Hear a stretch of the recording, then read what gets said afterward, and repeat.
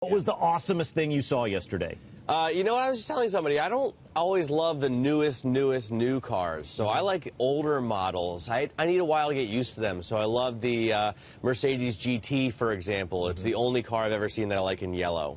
So are you seeing, for example, that the Europeans are already adapting to this low euro market and saying, well, if you're thinking about a luxury car, this is the one to buy right now? I asked a lot of CEOs about that yesterday. Yeah. All of them give the same kind of measured response, that they produce locally and they hedge in certain ways, and so the actual fluctuations in currency don't really make a difference to their business. I don't believe them, and I'm going to ask Carlos Ghosn about that because I'm going to interview him this morning on Betty Lou's show. I'm filling in for her on In the Loop this morning. So we'll ask the CEO of Nissan and Renault if this weaker yen makes a big difference to his business. You know, and of course people go to these auto shows because there are new awesome things being rolled out, but there are also new, slightly less awesome, but more important to the industry cars being rolled out, like the new Civic. Did you get a chance to take a look at that? I did not. No. You did not. Didn't. You're not even, a Civic guy? No. You know what?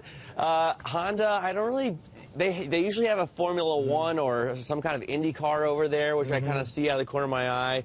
But I'm focused mainly on the U.S. car makers, so the big three. And actually, Nissan, speaking of Carlos Ghosn, is the second biggest car seller in the U.S. So not the Detroit 3, but a very important car maker for this market. And I'm also going to talk to the CEO of Lamborghini, one of the most important car makers in the world, obviously. They sell hundreds and thousands of cars every year. So I'm going to talk to the CEO of Lamborghini, Stephen Winkelmann, about his new Aventador SV. Can I get camera to me real quick? I need to provide some valuable context. Matt Miller, a great appreciator of European luxury. But, you know, you're looking at a little bit at what Detroit is doing. Are they getting it right this year?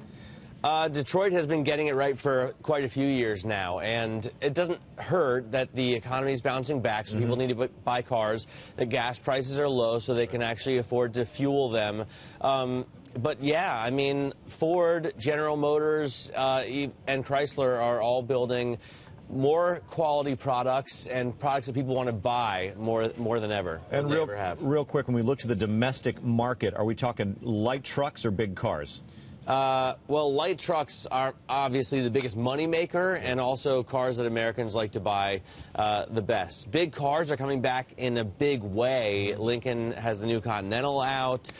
General Motors is putting out a new big Cadillac, the CT6. So that the backseat American cruiser could be the car of 2016.